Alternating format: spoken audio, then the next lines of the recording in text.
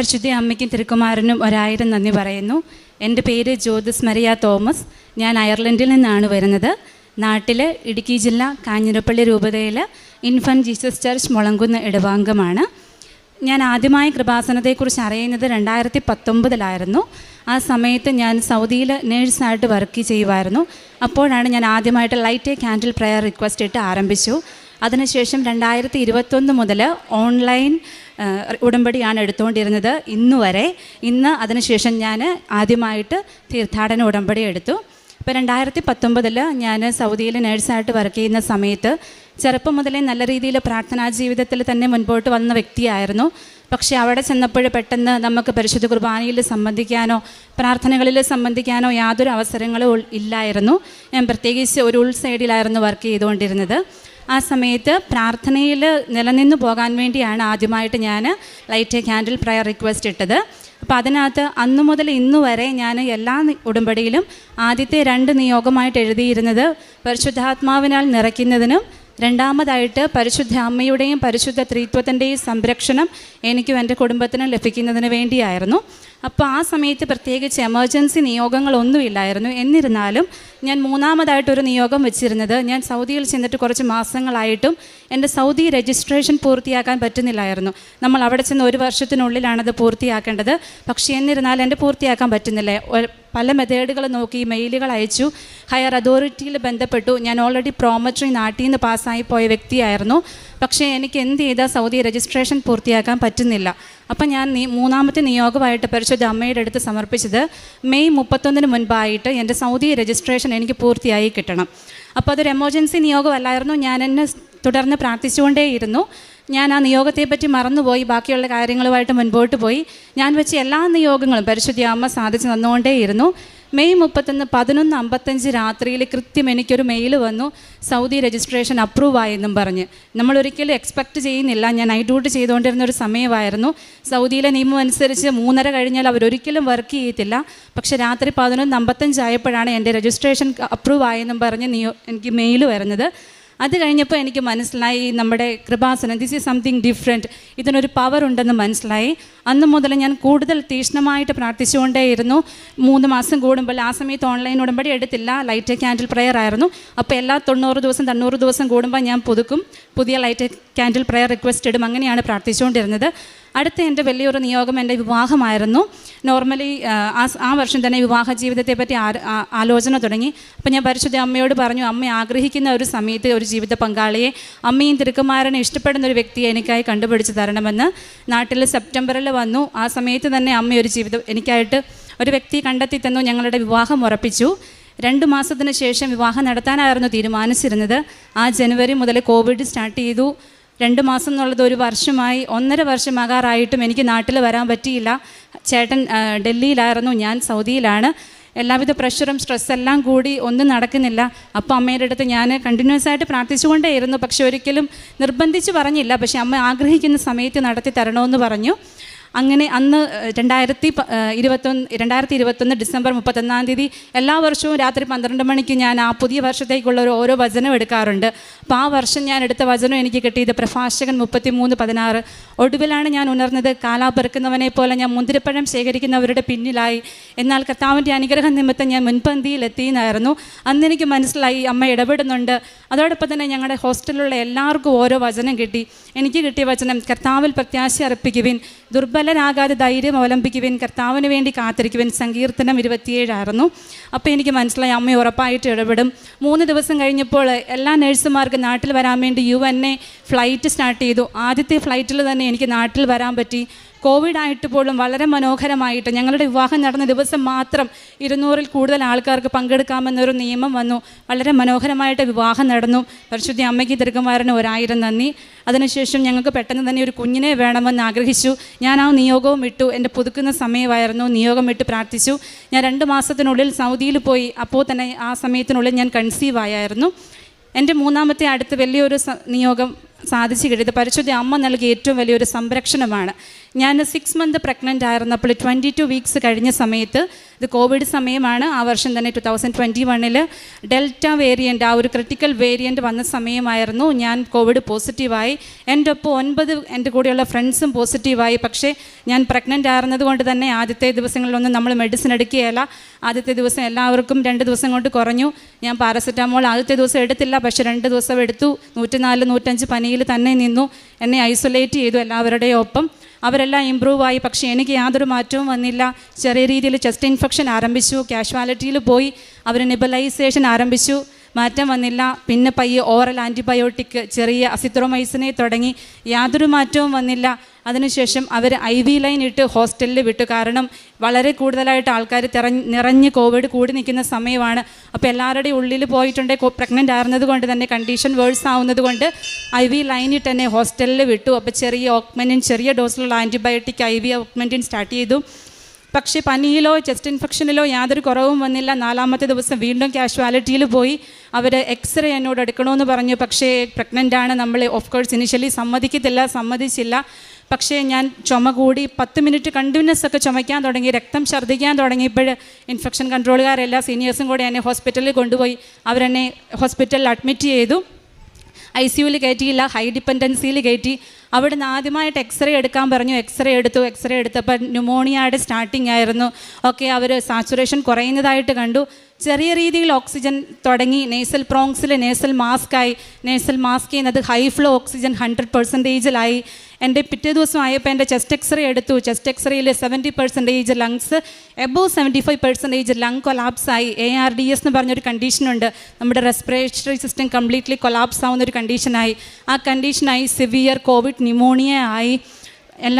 Intubate ചെയ്തില്ല, കാരണം pregnant ആണ്. ഇൻറ്റുബേറ്റ് ചെയ്ത് അതോടെ തീർന്നു. അതുകൊണ്ട് തന്നെ ഇൻറ്റുബേറ്റ് ചെയ്തില്ല. ഈ ഹൈ ഫ്ലോയിൽ മുന്നോട്ട് പോയി. എല്ലാവിധ ആൻറ്റിബയോട്ടിക്സും സ്റ്റാർട്ട് ചെയ്തു. ചെറിയ രീതിയിൽ തുടങ്ങി. ഹൈ ഫ്ലോ എല്ലാവരും ജെൻറ്റാമൈസിൻ, വാങ്കോമൈസിൻ, നഴ്സസിനറിയാം, ലിനസോളിഡ് എന്ന് പറയും. അതൊക്കെ നോർമൽ ഒരു പേഷ്യൻറ്റിന് എടുത്താൽ അത് കോൺട്രാഇൻഡിക്കേറ്റഡ് ആണ്. പക്ഷേ പ്രഗ്നൻ്റായി എൻ്റെ ഉള്ളിൽ എടുക്കുമ്പോൾ ഓരോ ഡോസിനും അവർ ഓരോ കൺസെൻറ്റ് എടുത്തുകൊണ്ടാണ്.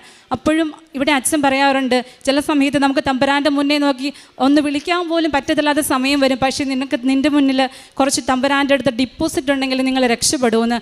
അതിനു മുന്നേ ഞാൻ പരിശുദ്ധ അമ്മയുടെ അടുത്ത് എന്നും പ്രാർത്ഥിക്കുമ്പോൾ പറയുമായിരുന്നു, അമ്മേ ഇന്ന് ഞാൻ നിൻ്റെ മുന്നിൽ മുട്ട് നിൽക്കും, പക്ഷേ എനിക്ക് മുട്ട് നിർത്താൻ പറ്റാത്ത ഒരു സമയം വരും, അന്ന് നീ എന്നെ തിരിഞ്ഞു നോക്കണേ എന്ന് പറയുമായിരുന്നു. അതുപോലെ തന്നെ സംഭവിച്ചു. എനിക്ക് അമ്മയെന്ന് വിളിക്കാൻ പോലും പറ്റാത്തൊരു സാഹചര്യമായിരുന്നു. കംപ്ലീറ്റ് അൺകോൺഷ്യസ് ആയില്ലെങ്കിൽ പോലും എനിക്ക് പകുതി ബോധമില്ലാത്ത അവസ്ഥയായിരുന്നു. അപ്പോൾ അവർ ആൻറ്റിബയോട്ടിക്സ് എല്ലാം, സ്റ്റീറോയിഡൊക്കെ ഹൈ ഡോസ് സ്റ്റീറോയിഡാണ് എടുത്തുകൊണ്ടിരുന്നത്. അപ്പോൾ ഇനിഷ്യൽ 2 ഡേയ്സിലേക്ക് അവർ കുഞ്ഞിനെ മോണിറ്റർ ചെയ്തു. ഹാർട്ട് റേറ്റ് ഉണ്ട്, കുഴപ്പമില്ല. പിന്നീട് അങ്ങോട്ട് കുഞ്ഞിനെ ഉപേക്ഷിച്ചു. കാരണം എന്നെ എന്താണേലും രക്ഷിക്കാൻ പറ്റത്തില്ല. അപ്പം പിന്നെ കുഞ്ഞിൻ്റെ കാര്യം നോക്കിയിട്ട് കാര്യമില്ലല്ലോ. അടുത്തത് അവർ പ്ലാൻ ചെയ്തു അബോർഷൻ ചെയ്യാം. അപ്പം ഫ്ലൈറ്റ് ഇല്ലാത്തതുകൊണ്ട് ഹസ്ബൻഡും ഫാമിലി എല്ലാവരും നാട്ടിലാണ്.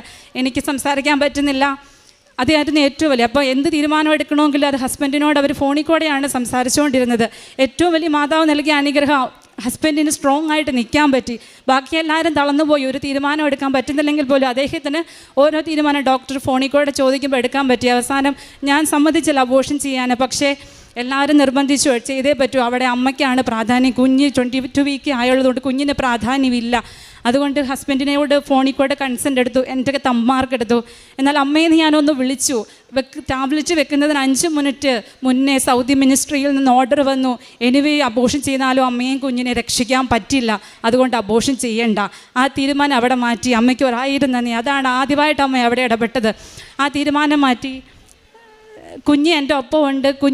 കുഞ്ഞിനിപ്പം 3 വയസ്സായി. കുഞ്ഞ് വഴക്കായിരുന്നത് കൊണ്ടാണ് ഹസ്ബൻഡും അകത്തോട് കുഞ്ഞും കയറി വരാത്തത്. കുഞ്ഞിന് യാതൊരു കുഴപ്പങ്ങളും ഇല്ല. അതിനുശേഷം അവർ അബോർഷൻ്റെ പ്ലാൻ മാറ്റി. കുഴപ്പമില്ല, മുൻപോട്ട് പോകാമെന്ന് വെച്ചു. അടുത്തതായിട്ട് അവർ ഫൈനൽ കോവിഡ് ടെർമിനൽ മെഡിസിൻ ഉണ്ട്. വേറെ ഒന്നും കൊണ്ട് എനിവേ രക്ഷപ്പെടുത്താൻ പറ്റത്തില്ല. എന്തെങ്കിലും ഒരു സിംറ്റോമാറ്റിക് മാനേജ്മെൻറ്റ് ഉണ്ടാകുമെങ്കിൽ അങ്ങനെ കൊടുക്കാമെന്നുള്ള രീതിയിൽ കോവിഡ് ടെർമിനൽ മെഡിസിൻ ടോസിലിസ്മാവ് എന്ന് വരും. ₹1,000 ലക്ഷങ്ങൾ വിലയുള്ള മരുന്നാണ്. ആ സമയത്ത് ഞാൻ കോൺഷ്യസ് അല്ലായിരുന്നത് കൊണ്ട് തന്നെ എനിക്ക് പൈസ അടയ്ക്കാൻ പറ്റില്ല. ഹസ്ബൻഡിന് പെട്ടെന്ന് പൈസ അങ്ങോട്ട് അയക്കാനുമുള്ള മാർഗ്ഗമില്ല. അപ്പോൾ എല്ലാവരും നേഴ്സസ് മിനിസ്ട്രികളെല്ലാവരും പൈസ കളക്ട് ചെയ്യാൻ തുടങ്ങി. പക്ഷേ എൻ്റെ ഒരു സുഹൃത്ത് അവിടുത്തെ ഒരു പേഷ്യൻറ്റിന്, ഒരു ഡയാലിസിസ് പേഷ്യൻറ്റിനാണ്, അദ്ദേഹത്തിനോട് ചോദിച്ചു, ഇവർക്ക് വേണ്ടി ഒരു 10 രൂപ തരാമോ? അദ്ദേഹം നോർമലി ഒരു പച്ചവെള്ളം പോലും കൊടുക്കുകയല്ലാത്തൊരു വ്യക്തിയായിരുന്നു. എന്നാൽ അദ്ദേഹം പറഞ്ഞു, ഞാൻ ഇവർക്ക് വേണ്ടി എൻ്റെ ഫുൾ പൈസയും എമൗണ്ട് പേ ചെയ്തോളാന്ന്. ഒരുപാട് ലക്ഷങ്ങൾ വിലയുള്ളതാണ്. അദ്ദേഹം ആ നിമിഷം തന്നെ ആ ഫുൾ എമൗണ്ട് ആ ഹോസ്പിറ്റലിലോട്ട് പേ ചെയ്തു. ഞാൻ മിനിസ്ട്രിയിലാണ് വർക്ക് ചെയ്തിരുന്നെങ്കിലും ആ സമയത്ത് ഈ മെഡിസിൻ ഇന്ത്യയിലോ ബാക്കി ഒരു ഹോസ്പിറ്റലിൽ അവൈലബിൾ അല്ലായിരുന്നു.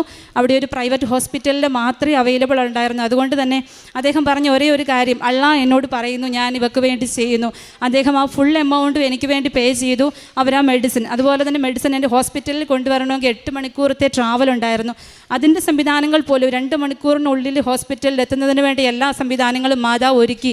എനിക്ക് അവർ ഇഞ്ചക്ഷൻ പിറ്റേ ദിവസം രാത്രിയിൽ വെളുപ്പിനെ തന്നു. എൻ്റെ കൂടെയുള്ള എല്ലാവരും, ആ തന്നവരെല്ലാം മുട്ടിക്കുത്തി നിന്ന് പ്രാർത്ഥിച്ചുകൊണ്ടാണ്. എല്ലാവരും വിശ്വാസികളായിരുന്നു.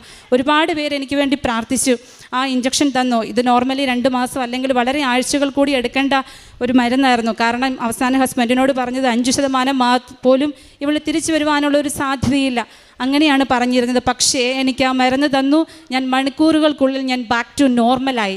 എന്ന് പറഞ്ഞാൽ 75% എബവ് ലങ് കൊളാപ്സായി. ഞാൻ 5% പോലും തിരിച്ചു വരികയില്ലെന്ന് പറഞ്ഞ് ഞാൻ പിറ്റേ ദിവസം രാവിലെ വീഡിയോ കോൾ വിളിച്ച് എല്ലാവരോടും സംസാരിച്ചു. എൻ്റെ ചെസ്റ്റ് എക്സ്റേ ക്ലിയറായി. ഞാൻ കംപ്ലീറ്റ്ലി നോർമലായി. സ്റ്റീറോയിഡ്സ് 2000-3000 ഡോസൊക്കെ ആയിരുന്നതുകൊണ്ട് അത് ടേപ്പർ ചെയ്ത് കുറച്ച് കൊണ്ടുവന്നു. എല്ലാ ലൈൻസ് എനിക്കുണ്ടായിരുന്നു. ആർട്ടീരിയൽ ലൈന്, എല്ലാവിധ ലൈനായിരുന്നു. എനിക്ക് സംസാരിക്കത്തില്ലായിരുന്നു, ഭക്ഷണം കഴിക്കത്തില്ലായിരുന്നു. 3 ദിവസമൊക്കെ കംപ്ലീറ്റ്ലി IV ഫ്ലൂയിഡേ മാത്രമായിരുന്നു ഇട്ടുകൊണ്ടിരുന്നത്. അതിനുശേഷം പിന്നെ ഞാൻ രക്ഷപ്പെട്ടല്ലോ. എല്ലാവരും പറഞ്ഞു കുഞ്ഞിനെ തിരിച്ച് കിട്ടത്തില്ല. ഉറപ്പായിരുന്നു, കാരണം എനിക്ക് നേഴ്സാണ്, എനിക്കറിയാം അവൻ എല്ലാവിധ വൈകല്യങ്ങളും ഉണ്ടാവും. കാരണം 30-ൽ പരം എക്സ്റേകൾ എനിക്കെടുത്തു. ഓരോ എക്സ്റേക്കും കൺസെൻ്റ് എടുത്താണ് അവരെടുക്കുന്നത്, കാരണം തിരിച്ചു കിട്ടില്ല. എല്ലാവിധ ആൻറ്റിബയോട്ടിക്സ്, എസ്പെഷ്യലി ആ എടുത്ത കോവിഡ് ടെർമിനൽ മെഡിസിനൊക്കെ ഒരിക്കലും ഒരു പ്രഗ്നൻസിയിൽ ഇൻഡിക്കേറ്റഡ് അല്ല. അപ്പം ഞാൻ 22 വീക്കറായിരുന്നു. നമുക്ക് പിന്നീട് സ്കാൻ എടുത്തപ്പോൾ കുഞ്ഞ് ഹാർട്ട് റേറ്റ് ഉണ്ട്, ഓക്കെ, പക്ഷേ ബാക്കി വൈകല്യങ്ങളൊന്നും അവർക്ക് നോക്കാൻ പറ്റില്ല. പക്ഷേ എൻ്റെ പ്രഗ്നൻസി സ്മൂത്തായിട്ട് മുൻപോട്ട് പോയി. 9 മാസമായപ്പോൾ എനിക്ക് ഡോക്ടറിൻ്റെ ഒരു പെർമിഷൻ ലെറ്ററോടെ എനിക്ക് നാട്ടിൽ വരാൻ സാധിച്ചു. ആ സമയത്താണ് ഫ്ലൈറ്റ് ആരംഭിച്ചത്. കുഞ്ഞ് ബ്രീച്ച് ആയിരുന്നു, അതുകൊണ്ട് തലതിരിഞ്ഞായിരുന്നു, അതുകൊണ്ട് സിസേറിയൻ ചെയ്യണമായിരുന്നു. ഡോക്ടർ അവിടുന്ന് ഒരു ലെറ്റർ എഴുതി തന്നു വിട്ടു. എൻ്റെ കണ്ടീഷൻ എല്ലാം അബ്നോർമലാണ്, പക്ഷേ അപ്പോൾ ഞാൻ നോർമലായി. ഡോക്ടർ എഴുതി നാടകീയമായിട്ട് ഇവൾ ജീവിതത്തിലോട്ട് തിരിച്ചു വന്നു, അത്ഭുതകരമായിട്ട് തിരിച്ചു വന്നെന്ന് മാത്രം എഴുതി തന്നു. അവസാനം ഞാൻ നാട്ടിൽ വന്ന് ഹോസ്പിറ്റലിലെല്ലാം കാണിച്ചു. ആരും എന്നെ എടുക്കുന്നില്ല, കാരണം ആർക്കും ഉറപ്പില്ല അമ്മയെ കിട്ടുമോ. അമ്മയെ കിട്ടിയാൽ പോലും കുഞ്ഞിനെ 100% കിട്ടിയല്ല. ഞാൻ പറഞ്ഞു എനിക്കറിയാം നമുക്ക് കുഞ്ഞിനെ ഞാൻ തിരിച്ചു വന്നെങ്കിൽ അവൻ ഉറപ്പായിട്ടും തിരിച്ചു വരുമ്പോൾ എനിക്ക് ഉറപ്പായിരുന്നു. പക്ഷേ വൈകല്യങ്ങൾ നമ്മൾ ഉറപ്പായിട്ട് എക്സ്പെക്ട് ചെയ്തു. ഡൗൺ സിൻഡ്രോം ഒക്കെ 100% വരാമല്ലോ. അപ്പോൾ അവസാനം കാരിദാസിലെ ഒരു ഡോക്ടർ എന്നെ സ്വീകരിച്ചു. അവർ സിസേറിയൻ ചെയ്യാമെന്ന് പറഞ്ഞു. ഞാൻ ഫുൾ ടൈം 39 വീക്കിൽ ഫുൾ ടൈമിൽ എന്നെ സിസേറിയൻ ചെയ്തു. പക്ഷേ എൻ്റെ കുഞ്ഞിന് 3 കിലോ അടുത്ത വെയിറ്റും ഒരു പ്രശ്നങ്ങളുമില്ലാത്ത 0% അംഗവൈകല്യം പോലും ഇല്ലാത്ത ഒരു കുഞ്ഞാണ് എനിക്കുണ്ടായത്. അവനിന്ന് 3 വയസ്സായി. പരിപൂർണമായ ആരോഗ്യത്തോടെ അവനിരിക്കുന്നു. അമ്മ മാതാവിന് തിരുക്കുമാരന് 1000 നന്ദി പറയുന്നു. അമ്മയുടെ കൃപയില്ലെങ്കിൽ ഒരിക്കലും ഞാനെന്ന് ഇവിടെ നിൽക്കുകയോ അല്ലെങ്കിൽ എൻ്റെ കുഞ്ഞ് എൻ്റെ കൂടെ ഉണ്ടായിരിക്കുമേ ഇല്ലായിരുന്നു. അതുപോലെ ഒരു സാഹചര്യത്തിൽ കൂടിയാണ് ഞാൻ കടന്നുപോയത്. അതാണ് എൻ്റെ അടുത്ത ഒരു നിയോഗം. 3-മതായിട്ട് ഞാൻ ഗർഭിണിയായപ്പോൾ ഞാൻ അവിടെയാണ്, ഹസ്ബൻഡ് നാട്ടിലാണ്. ഉറപ്പായിട്ടും ഞങ്ങൾക്ക് ഒരുമിച്ച് ജീവിക്കണമെന്നൊരാഗ്രഹം വന്നു. അപ്പോൾ ഞാൻ IELTS എഴുതാൻ തീരുമാനിച്ചു. ഞാൻ പ്രഗ്നൻ്റ് ആയിരുന്നുകൊണ്ട് തന്നെ ആ സമയത്ത് എനിക്ക് എഴുതണമെന്ന് തോന്നി. ഞാൻ പക്ഷേ ഒരിക്കലും ഒരു കോച്ചിങ് സെൻറ്ററിൽ പോയിട്ടില്ല. ഞാൻ കോവിഡ് ആരംഭിച്ച സമയത്ത് ഒരു 2 ദിവസം കോച്ചിങ് തുടങ്ങി. അന്നേരം കോവിഡ് വന്നു, നിർത്തി. എനിക്ക് കോവിഡ് വരുന്നതിന് 2 ദിവസം മുന്നേ കോവിഡ് കോച്ചിങ് തുടങ്ങി, പക്ഷേ അവിടെ നിർത്തി. എനിക്ക് ഒരിക്കലും ഒരു കോച്ചിങ് എടുക്കാൻ പറ്റിയില്ല. പക്ഷേ അമ്മയുടെ അടുത്ത് ഞാൻ നിരന്തരമായിട്ട് പറഞ്ഞു, അമ്മ എനിക്ക് എഴുതണമെന്ന് തോന്നുന്നു, പക്ഷേ അതെൻ്റെ തോന്നലാണോ അമ്മ ഉറപ്പായിട്ട് തീരുമാനിച്ചൊരു കാര്യമാണോ എന്ന് എനിക്ക് മനസ്സിലാവുന്നില്ല. പക്ഷേ ഞാൻ എഴുതാൻ തീരുമാനിച്ചു. എൻ്റെ ഒരു ഹൈ റിസ്ക് പ്രഗ്നൻസിയാണ്. ഞാൻ എഴുതണമെങ്കിൽ 8 മണിക്കൂർ അങ്ങോട്ടും ഇങ്ങോട്ടും യാത്ര ചെയ്യണം. എന്നെ കൊണ്ടുപോകാൻ ആരുമില്ല. എൻ്റെ ഫാമിലി എല്ലാം നാട്ടിലാണ്.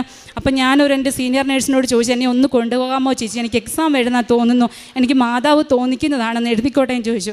പരിപൂർണമായിട്ട് ചേച്ചി സമ്മതിച്ചു. പക്ഷേ ബാക്കി ആരും സമ്മതിച്ചില്ല. പക്ഷേ എല്ലാവരുടെയും റിസ്കിൽ ഞാൻ എക്സാം എഴുതാൻ പോയി. 35 വീക്കിൽ ഫുൾ വയറുണ്ട്. ഞാൻ അവിടെ പോയപ്പോൾ നിനക്ക് എഴുതാൻ പറ്റുമോ എല്ലാവരും ചോദിച്ചു. പഠിച്ചിട്ടില്ല, ഒരു പ്രിപ്പറേഷനും ഇല്ല, ചുമ്മാ യൂട്യൂബിൽ നോക്കി കുറച്ച് പഠിച്ചതല്ലാതെ ബാക്കി പ്രാർത്ഥന മാത്രമേ ഉള്ളായിരുന്നു ഡിപ്പോസിറ്റ്. അവിടെ പോയി ഞാൻ എക്സാം എഴുതി തിരിച്ചു വന്നു. യാത്രയിലോ യാതൊരു കുഴപ്പങ്ങളും, ഈ 8 മണിക്കൂർ എനിക്ക് യാതൊരു പ്രശ്നവും വന്നില്ല. ഒരു ഭക്ഷണം പോലും കഴിക്കാൻ പറ്റത്തില്ല, കാര്യം എക്സാം സെൻറ്ററിനുള്ളിലാണ്, നമ്മളെ ഹെൽപ്പ് ചെയ്യാൻ ആരുമില്ല. ഒരു ഭക്ഷണവും കഴിച്ചില്ല. പക്ഷേ എനിക്ക് പ്രഗ്നൻസിയുടേതായ യാതൊരു പ്രശ്നങ്ങളും ഉണ്ടായില്ല. ഞാൻ തിരിച്ച് നാട്ടിൽ വന്നു. 5 ദിവസം കഴിഞ്ഞപ്പോൾ എൻ്റെ ഡെലിവറി ഡേറ്റിന് നാട്ടിൽ വരുമായിരുന്നു. നാട്ടിൽ വന്നു, എൻ്റെ എക്സാം റിസൾട്ട് വന്നു. ഞാൻ ഫുള്ള് പാസ്സായി. നല്ല മാർക്കോടെ എനിക്ക് IELTS പാസ്സായി. അതിൻ്റെ അടുത്ത സാക്ഷി അമ്മയുടെ, എൻ്റെ യാതൊരു മെറിറ്റുമില്ല. തമ്പുരാൻ്റെ കൃപയും അമ്മ മാതാവിൻ്റെ കൃപ കൊണ്ട് മാത്രമാണ് ഞാൻ ആ എക്സാം പാസ്സായത്. അപ്പോഴെല്ലാം ഞാൻ ഓൺലൈൻ ഉടമ്പടിയിലാണ്. എല്ലാ 3 മാസം കൂടുമ്പോഴും ഞാൻ ഓൺലൈൻ ഉടമ്പടി പുതുക്കുമായിരുന്നു. ചിലപ്പോൾ ഞാൻ റിക്വസ്റ്റ് ഇട്ട് നമ്മുടെ 90 ദിവസത്തിനൊന്നും നമുക്ക് നോട്ടിഫിക്കേഷൻ വരത്തില്ല. അപ്പം ഞാൻ ലൈറ്റ് ക്യാൻഡിൽ പ്രയർ റിക്വസ്റ്റ് ഇട്ട് മാതാവിനോട് പ്രാർത്ഥിക്കും, അമ്മ എനിക്ക് എൻ്റെ ഉടമ്പടി പുതുക്കണം. ഉടമ്പടിയിലല്ലാത്തപ്പോൾ എനിക്ക് എന്തോ ഒരു പേടിയാണ്, തമ്പുരാനെ ഞാൻ ഈ സമയത്ത് മരിച്ചു പോയാൽ എനിക്ക് സ്വർഗ്ഗത്തിൽ പോകാൻ പറ്റില്ലല്ലോ. പക്ഷേ അത് അന്നേരം പിന്നെ ഞാൻ റിപ്പീറ്റ് ചെയ്യുമ്പോൾ ഉറപ്പായിട്ടും എനിക്ക് ആ ഉടമ്പടി പുതുക്കാൻ പറ്റുന്നുണ്ടായിരുന്നു. ഞാനത് മുടക്കാതെ തന്നെ മുന്നോട്ട് പോകുമായിരുന്നു. അതിനുശേഷം ഏത് രാജ്യം സെലക്ട് ചെയ്യണമെന്നൊരു ക്വസ്റ്റ്യൻ വന്നു. നമുക്ക് എന്ത് രാജ്യത്ത് നോർമലി എല്ലാവരും പറയുന്നത് പോലെ UK പോകാം അങ്ങനെ തോന്നിച്ചു. ഞാൻ ആ ഒരു തീരുമാനം എടുത്തു. പക്ഷേ എൻ്റെ ഫാദറും ഹസ്ബൻഡും പറഞ്ഞു വേണ്ട നമുക്ക് അയർലൻഡിൽ പോകാമെന്ന്. പിന്നീട് എനിക്ക് മനസ്സിലായി എന്തുകൊണ്ടാണ് അയർലൻഡ് തോന്നിച്ചത്. അമ്മ പ്രത്യക്ഷപ്പെട്ട രാജ്യമാണ് അയർലൻഡ്. അയർലൻഡിലെ നോക്കിൽ അമ്മ പ്രത്യക്ഷപ്പെട്ടിട്ടുണ്ട്. നോർമലി അയർലൻഡ് പ്രോസസ്സിങ്ങിന് 2 വർഷം എടുക്കും. അപ്പോൾ എനിക്ക് താല്പര്യമില്ല, തുടങ്ങിയാൽ ഒരിക്കലും ഇത് തീരത്തില്ലല്ലോ. നമുക്ക് കുഞ്ഞ് ഓൾറെഡി എനിക്ക് ഡെലിവറായി പെട്ടെന്ന് തന്നെ. പക്ഷേ ഞാൻ എൻ്റെ ഒരു ഫ്രണ്ട് എനിക്കൊരു ഏജൻസിയുടെ നമ്പർ തന്നു. ഞാൻ അയർലൻഡ് പ്രോസസ്സിങ് സ്റ്റാർട്ട് ചെയ്തു. എൻ്റെ 3 മാസത്തിനുള്ളിൽ എനിക്കെൻ്റെ DL കിട്ടി. അതിനുശേഷം ഞാനൊരു മെറ്റേണിറ്റി ഹോസ്പിറ്റലിലാണ് ഇപ്പോൾ അയർലൻഡിൽ വർക്ക് ചെയ്യുന്നത്. എല്ലാവർക്കും അറിയാവുമെന്ന് അറിയത്തില്ല, ഒരിക്കലും ഒരു മറ്റൊരു രാജ്യത്ത് നിന്ന് നമുക്ക് മെറ്റേണിറ്റി ഹോസ്പിറ്റലിലോട്ട് യൂറോപ്യൻ രാജ്യത്തോട്ട് പോകാൻ പറ്റില്ല. കാരണം നേഴ്സിംഗ് നമ്മുടെ ഇവിടെ 4 വർഷം പഠിക്കുന്നത് പോലെ തന്നെ അവർക്ക് അവിടെ 4 വർഷത്തെ ഒരു കോഴ്സാണ് ഈ മെറ്റേണിറ്റി മിഡ്വൈഫറി എന്ന് പറയുന്നത്. അതുകൊണ്ട് തന്നെ ഇന്ത്യയിൽ നിന്ന് ഒരിക്കലും അവർ മെറ്റേണിറ്റി ഹോസ്പിറ്റലിലോട്ട് സെലക്ട് ചെയ്യത്തില്ല. നമുക്ക് മെഡിക്കൽ സർജിക്കലിലെ ബാക്കി ഏത് ഡിപ്പാർട്ട്മെൻറ്റിലും പോകാം, മെറ്റേണിറ്റി പോകാൻ പറ്റത്തില്ല. പക്ഷേ ഞാൻ സൗദിയിൽ വർക്ക് ചെയ്ത സമയത്ത് 4 വർഷം മെറ്റേണിറ്റി ആയിരുന്നു. അപ്പോൾ എനിക്ക് ഈ ഒരു സെക്ഷനിൽ തന്നെ മുന്നോട്ട് പോകണമെന്ന് ആഗ്രഹം വന്നു. അമ്മയോട് ഈ നിയോഗം പറഞ്ഞു, അമ്മ എനിക്ക് ഈ ഡിപ്പാർട്ട്മെൻറ്റിൽ തന്നെ വർക്ക് ചെയ്യണമെന്ന് അമ്മയ്ക്ക് ആഗ്രഹം. പക്ഷേ നടക്കുകയല്ലെന്ന് എനിക്കറിയാം, 0% ചാൻസേ ഉള്ളൂ. അമ്മയ്ക്ക് എന്തെങ്കിലും ഒരു വഴിയുണ്ടോ? കറക്റ്റ് ഒരാഴ്ച കഴിഞ്ഞപ്പോൾ ഒരു ഇൻ്റർവ്യൂ വന്നു നാഷണൽ മെറ്റേണിറ്റി ഹോസ്പിറ്റൽ അയർലൻഡിൽ. 23 വർഷം കൂടി അവിടെ നടത്തുന്ന ഇൻ്റർവ്യൂ ആണ്. ആദ്യമായിട്ട് അവർ 4 BSc നഴ്സുമാരെ ഇന്ത്യയിൽ നിന്ന് സെലക്ട് ചെയ്യാൻ ആഗ്രഹിക്കുന്നു. അവർ എറണാകുളത്ത് ഇൻ്റർവ്യൂവിന് വന്നു. 4 വർഷം മാത്രം എക്സ്പീരിയൻസ് ഉള്ള എന്നെ അവർ 20 വർഷം, എൻ്റെ കൂടെയുള്ള എല്ലാവർക്കും 20 വർഷവും 25 വർഷമൊക്കെ എക്സ്പീരിയൻസ് ഉണ്ട്. അപ്പോൾ ആ 4 വർഷം മാത്രമുള്ള എന്നെ അവർ സെലക്ട് ചെയ്തു. ഞാനിപ്പോൾ നാഷണൽ മെറ്റേണിറ്റി ഹോസ്പിറ്റലിലാണ് വർക്ക് ചെയ്യുന്നത്. ഒരിക്കലും സംഭവിക്കുകയല്ലാത്തൊരു കാര്യമാണ്, നമുക്ക് അന്വേഷിച്ചാൽ അറിയാം. അമ്മയുടെ ഒരു കൃപ കൊണ്ട് മാത്രമാണ് എനിക്ക് ആ ഇൻ്റർവ്യൂവിൽ പാസ്സാകാൻ പറ്റിയതും ഇന്നെനിക്ക് അവിടെ പോകാൻ പറ്റിയത്. അമ്മയ്ക്കും തിരുക്കുമാരനും 1000 നന്ദി പറയുന്നു. അതിനുശേഷം പെട്ടെന്ന് തന്നെ എൻ്റെ പ്രോസസ്സിങ് നടന്നു. ജൂലൈയിൽ ഇൻ്റർവ്യൂ പാസ്സായി. ഒക്ടോബർ നവംബറിൽ പോകാമെന്നായിരുന്നു. എല്ലാം ചെയ്തു. പക്ഷേ ഒരു 2 മാസത്തെ ഡിലേ വന്ന് പോകാൻ പറ്റിയില്ല. അത് ജനുവരിയിലോട്ട് മാറ്റി. അമ്മയോട് ചോദിച്ചു, എന്താ അമ്മ ഇങ്ങനെ ഒരു താമസം? ഒരിക്കലും ഒത്തിരി ലാഗായില്ല, ഇപ്പോഴൊക്കെയാണ് വർഷങ്ങളെടുക്കും. പക്ഷേ അന്ന് എനിക്കൊരു വിഷമം വന്നു. പക്ഷേ എനിക്ക് താമസിച്ചതിൻ്റെ കാര്യം അന്നും മനസ്സിലായില്ല. പിന്നെ മനസ്സിലായി അക്കോമഡേഷനൊക്കെ കിട്ടാൻ അവിടെ വളരെ പാടാണ്. പക്ഷേ ജനുവരി തൊട്ട് പോകുന്ന വ്യക്തികൾക്കെല്ലാം ഞങ്ങളുടെ ഹോസ്പിറ്റലിൽ നിന്ന് അവർ 3 മാസം ഫ്രീ ആയിട്ട് അക്കോമഡേഷൻ കൊടുത്തു. അപ്പം തന്നെ അതോടൊപ്പം തന്നെ ഞാൻ മാതാവിൻ്റെ അടുത്ത് ഒരു കാര്യമേ ചോദിച്ചുള്ളൂ, ഞാൻ ഒരു മണിക്കൂർ യാത്ര ചെയ്ത് പോകുന്ന ഹോസ്പിറ്റലിൽ ഞാൻ വർക്ക് ചെയ്തോളാം, പക്ഷേ എനിക്ക് 5 മിനിറ്റ് ദൂരത്ത് പള്ളിയുള്ളിടത്ത് എനിക്ക് അക്കോമഡേഷൻ തരണേന്ന്. അത് ഞാൻ അവിടെ എൻ്റെ ഫ്രണ്ട്സിനോടും പറയുമായിരുന്നു, അങ്ങനെ കിട്ടണേന്ന് നമുക്ക് പ്രാർത്ഥിക്കാം.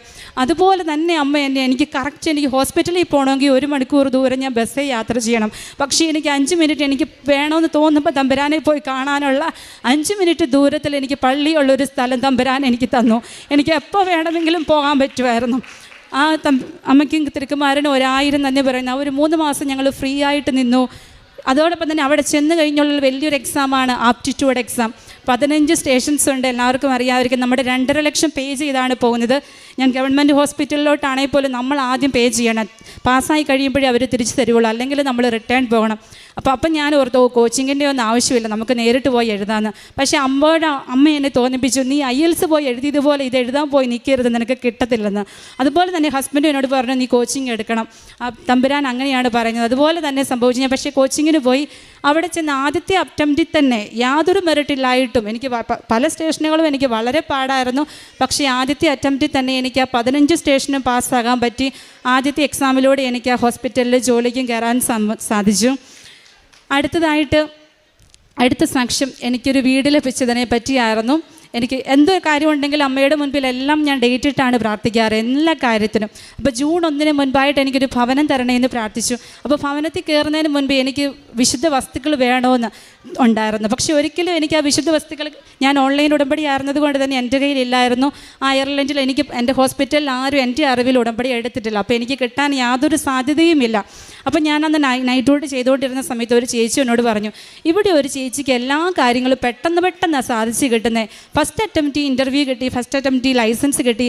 അപ്പോൾ എനിക്ക് തോന്നി ചേച്ചി ഇനി ഉടമ്പടി എടുത്ത വ്യക്തിയാണോ. പിറ്റേ ദിവസം രാത്രി ചേച്ചി ഡ്യൂട്ടിയിലുണ്ടായിരുന്നു. ഞാൻ ആ ചേച്ചിയോട് ചോദിച്ചു, ചേച്ചി കൃപാസനത്തിൻ്റെ ആളാണോ, ചേച്ചി ഉടമ്പടി എടുത്തിട്ടുണ്ട്. അപ്പോൾ ചേച്ചി പറഞ്ഞു, ഞാനും അവിടുത്തെ ആളാടി, നമ്മുടെ മാതാവല്ലേ അവിടെയുള്ള. ചേച്ചി എനിക്ക് ഉടമ്പ് വസ്തുക്കൾ ഒന്ന് തരാമോ എന്ന് ചോദിച്ചു. ചേച്ചി എനിക്ക് സന്തോഷമായിട്ട് ഒരു കാശുരൂപവും കുറച്ച് ഉപ്പും കൊണ്ട് തന്നു. ഞാൻ അവിടെ അക്കോമഡേഷൻ അപ്ലൈ ചെയ്യുന്നതിന് മുൻപ് അതുമായിട്ട് പോയി പ്രാർത്ഥിച്ചു. അവിടെ 2 പേരുടെ സാലറി സ്ലിപ്പ് കൊടുത്താൽ മാത്രമേ നമുക്കൊരു വീട് കിട്ടുകയുള്ളൂ. പക്ഷേ എൻ്റെ കാര്യത്തിൽ അങ്ങനെയല്ല സംഭവിച്ചത്. എന്നോട് അതിൻ്റെ ഓണർ ഇങ്ങോട്ട് വിളിച്ച് പറയുവാണ്, ഇത് നിനക്ക് മാത്രമായിട്ടാണ്, നിൻ്റെ കുടുംബത്തിന് മാത്രമായിട്ടാണ് ഞാൻ ഈ വീട് തരാമെന്ന് പറഞ്ഞു. അങ്ങനെ എനിക്ക് ആ ജൂൺ 1-ാം തീയതി തന്നെ എനിക്ക് ആ ഭവനം കിട്ടുകയും വിശുദ്ധ വസ്തുക്കളെല്ലാം ഞാൻ ആ ഭവനത്തിൽ ഉപയോഗിച്ചു. അന്ന് മുതൽ ഇന്ന് വരെ ഞങ്ങൾ സന്തോഷമായിട്ട് ആ വീട്ടിലാണ് താമസിക്കുന്നത്. അതോടൊപ്പം തന്നെ എൻ്റെ കുഞ്ഞിന് സാധാരണ നമുക്കിവിടെ തണുപ്പ് വന്ന, ഇവിടെയാണെങ്കിൽ അവന് പനി വരും. പക്ഷേ ഞങ്ങൾ ഇന്ന് പോയിട്ട് 1.5 വർഷമായി എല്ലാ ദിവസവും വിശുദ്ധ ഉപ്പും തേനും ഞാൻ അവന് കൊടുക്കാറുണ്ട്. ഞങ്ങൾ 3 പേരും, ഞാനും ഹസ്ബൻഡും കുഞ്ഞും 2 നേരവും ഞങ്ങൾ വിശുദ്ധ വസ്തുക്കൾ ഉപയോഗിക്കാറുണ്ട്. അന്ന് തൊട്ട് ഇന്ന് വരെ ഒരിക്കൽ പോലും ഞങ്ങളൊരു ആശുപത്രിയിൽ പോകേണ്ട വരികയോ അവനൊരു പാരസെറ്റാമോളോ ഒരു ആൻറ്റിബയോട്ടിക്കോ കൊടുക്കേണ്ട ഒരു സാഹചര്യം വന്നിട്ടില്ല. അതാണ് നമ്മുടെ ഇവിടുത്തെ വിശുദ്ധ വസ്തുക്കളുടെ പവർ. അതെനിക്ക് മനസ്സിലായി. നമുക്ക് ഒരു ഡോക്ടറെ പെട്ടെന്ന് കാണാനോ അല്ലെങ്കിൽ ഒരു മെഡിക്കൽ ഹെൽപ്പിന് ചോദിക്കാനോ നമുക്ക് അവിടെ അവസരമില്ല. പക്ഷേ എനിക്കിപ്പോൾ പേടിയില്ല. എന്ത് വന്നാലും എൻ്റെ കയ്യിൽ വിശുദ്ധ വസ്തുക്കളുണ്ട് എന്ന് ഞാൻ അതാണ് ഉപയോഗിക്കുന്നത്. അടുത്ത എൻ്റെ ഒരു സാക്ഷ്യമായിട്ട് പറയുന്നത് ഞാൻ ഇവിടുത്തെ വിശുദ്ധ വസ്തുക്കളുടെ ഉപയോഗമാണ്. എൻ്റെ പേരൻസ് ഇടുക്കിയിലാണ്, ഞങ്ങൾ കൃഷിക്കാരാണ്. അപ്പോൾ അവരുടെ ഏക വരുമാന മാർഗ്ഗം എന്ന് പറയുന്നത് ഏലവും കുരുമുളകും ഒക്കെയാണ്. അപ്പോൾ ലാസ്റ്റത്തെ നമ്മുടെ വരൾച്ചയിൽ എല്ലാ കൃഷിയും പൂർണ്ണമായിട്ട് നശിച്ചു, ഒരുപാട് നഷ്ടങ്ങൾ വന്നു. അപ്പോൾ ഞാൻ മമ്മിയോട് വിളിച്ചിട്ട് പറഞ്ഞു, മമ്മി ഉപ്പ് അവിടെ 4 മൂലയിൽ കൊണ്ടിട്ട് ഉറപ്പായിട്ടും ഒരു മാറ്റം വരും. അപ്പോൾ അച്ചാച്ചൻ പറഞ്ഞു, ഓ എന്ത് മാറ്റം, അങ്ങനെയൊന്നും വരാൻ സാധ്യതയില്ല. ഞാൻ പറഞ്ഞു, എന്നാലും എൻ്റെ ഒരു വിശ്വാസമല്ലേ, നിങ്ങളൊന്ന് ഇട്ട് നോക്ക്. 4 മൂലയിലും ഇട്ടു. ഏറ്റവും കൂടുതൽ വിളവ് കിട്ടിയത് ആ വരൾച്ച കഴിഞ്ഞെടുത്ത സമയത്തെ കൃഷിയിലാണ് ഞങ്ങൾക്ക് ഏറ്റവും കൂടുതൽ വിളവ് കിട്ടിയത്. അതോടൊപ്പം തന്നെ ഞങ്ങളുടെ കിണറ്റിൽ വെള്ളം പരിപൂർണമായിട്ട് തീർന്നു. അവസാനം അവർ വിളിച്ചിട്ട് പറഞ്ഞു, ഒരു റിങ് കൂടെ മാത്രമേ ഇനി നമുക്ക് വെള്ളമുള്ളൂ, അതിപ്പം തീരും കേട്ടോ എന്ന് പറഞ്ഞു. പക്ഷേ ഞാൻ പറഞ്ഞു, ഒന്ന് ഉപ്പിട്ട് നോക്കും, ഉറപ്പായിട്ടും ഒരു മാറ്റം വരും. ഉപ്പിട്ട് എവിടെ വെള്ളം നിന്നോ അവിടം കൊണ്ട് തീർന്നു. പിന്നീട് എത്ര 3-4 മാസം വരൾച്ച ഉണ്ടായിരുന്നു, പക്ഷേ ആ ലെവലിൽ തന്നെ വെള്ളം മെയിൻറ്റെയിൻ ചെയ്തു. ഒരു കുറവും അതിന് വന്നില്ല. അത് കൂടിയതല്ലാതെ യാതൊരു മാറ്റവും വന്നില്ല. പരിശുദ്ധ അമ്മയ്ക്കും തിരുക്കുമാരനും 1000 നന്ദി പറയുന്നു. ഞാൻ കാരുണ്യ പ്രവർത്തികളായിട്ട് ചെയ്തുകൊണ്ടിരുന്നത്, ഞാൻ ഒരു നേഴ്സാണ്. അതുകൊണ്ട് തന്നെ ഞാൻ എല്ലാവരും എൻ്റെ മുന്നിൽ വരുന്ന ഏതൊരു വ്യക്തിയാണെങ്കിലും എന്നെക്കൊണ്ട് ചെയ്യാൻ പറ്റുന്ന എല്ലാ സഹായങ്ങളും കൃപകൾ ഞാൻ അവർക്ക് ചെയ്തു കൊടുക്കാറുണ്ട്.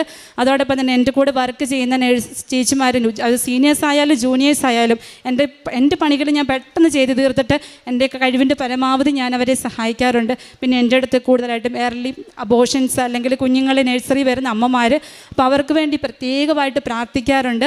ഈ ഉടമ്പടി എടുത്തതിലൂടെ നേരത്തെ പ്രാർത്ഥിക്കുമായിരുന്നെങ്കിൽ ഒരുപാട് ആത്മീയമായിട്ട് വളരാൻ എനിക്ക് സാധിച്ചു. ഞാൻ ഒരിക്കലും പോകുകയല്ലെന്ന് ആഗ്രഹിച്ച ഒരു രാജ്യമാണ് സൗദി. പക്ഷെ ഞാൻ ഏറ്റവും കൂടുതൽ പ്രാർത്ഥിച്ചിട്ടുള്ളത് ഞാൻ സൗദിയിലായിരുന്ന സമയത്താണ്. എനിക്ക് 5 തവണ കൂടുതൽ സമ്പൂർണ്ണ ബൈബിൾ വായിച്ചു തീർക്കാൻ പറ്റിയത് അവിടെയായിരുന്നപ്പോഴായിരുന്നു. അതോടൊപ്പം തന്നെ പല ബൈബിൾ വാക്യങ്ങൾ, ഒരുപാട് വാക്യങ്ങൾ പറയാൻ പോയാൽ നമുക്കിവിടെ സമയമില്ലാത്തത് കൊണ്ട് പറയുന്നില്ല. പക്ഷേ എന്നെ ഏറ്റവും കൂടുതൽ എന്ന് മുൻപോട്ട് നടത്തിയിരുന്ന ഒരു വചനം, ഞാൻ സംരക്ഷണത്തിന് വേണ്ടി പ്രാർത്ഥിച്ചുകൊണ്ടിരുന്നത് മക്കബയാർ 8:18. അവർ ആയുധങ്ങളിലും സാഹസകൃത്യങ്ങളിലും ആശ്രയിക്കുന്നു. നമുക്കെതിരെ വരുന്ന ശത്രുക്കളെയും ലോകം മുഴുവനെ തന്നെയും അങ്കുലി ചലനത്തെ തറപറ്റിക്കാൻ കഴിയുന്ന സർവശക്തനായ ദൈവത്തിലാണ് നമ്മുടെ പ്രത്യാശ.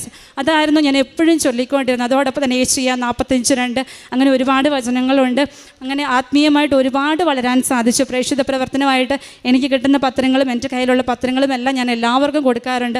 അമ്മയെപ്പറ്റി വാദോരാതെ പറയാറുണ്ട്. എൻ്റെ സാക്ഷ്യങ്ങളെല്ലാം എല്ലാവർക്കും അറിയാം. എൻ്റെ സാക്ഷ്യം, ഈ കോവിഡ് സാക്ഷ്യമൊക്കെ ഞാൻ എല്ലാവരുടെ അടുത്തും പറയാറുണ്ട്. അതെല്ലാവർക്കും വലിയൊരു പ്രയോജനമാണ്. ഒരുപാട് പേര് എന്നോട് പ്രാർത്ഥനാ നിയോഗങ്ങൾ പറയാറുണ്ട്. അവർ നമ്മുടെ കൃപാസനത്തിൻ്റെ പ്രാർത്ഥനകളിൽ പ്രാർത്ഥിക്കാറുണ്ട്.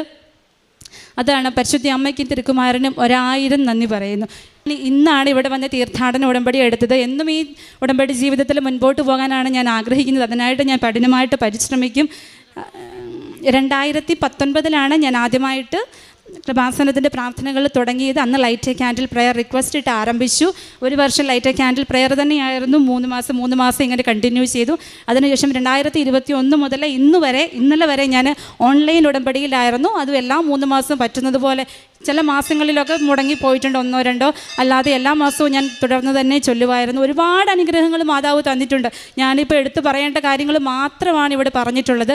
എൻ്റെ വലിയൊരു സാക്ഷി, എൻ്റെ ബ്രദറിൻ്റെ സാക്ഷിയുണ്ട്. അത് ഞാൻ അവൻ്റെ കൂടെ ഇവിടെ, അവൻ ഇന്ന് UK യിലാണ്. അവൻ്റെ സാക്ഷി ഞാൻ അവൻ്റെ കൂടെ വന്ന് പറയാൻ ആഗ്രഹിക്കുന്നു. പരിശുദ്ധ അമ്മയ്ക്കും തിരുക്കുമാരനും 1000 നന്ദി പറയുന്നു.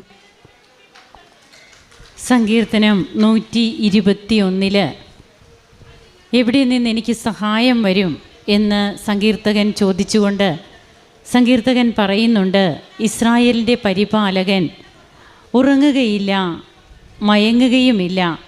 കർത്താവാണ് നിൻ്റെ കാവൽക്കാരൻ. നിനക്ക് തണലേകാൻ അവിടുന്ന് നിൻ്റെ വലത്തുഭാഗത്തുണ്ട്. കർത്താവ് നിൻ്റെ വ്യാപാരങ്ങളെ ഇന്നും എന്നേക്കും കാത്തുകൊള്ളും. തൻ്റെ അനുഭവ സാക്ഷ്യങ്ങൾ ഏകദേശം 13 സാക്ഷ്യങ്ങളോളം ഈ മകൾ ഇവിടെ പങ്കുവച്ചു. തൻ്റെ ഉടമ്പടി ജീവിതം 2019 കൃപാസനത്തെ അറിയുന്നു.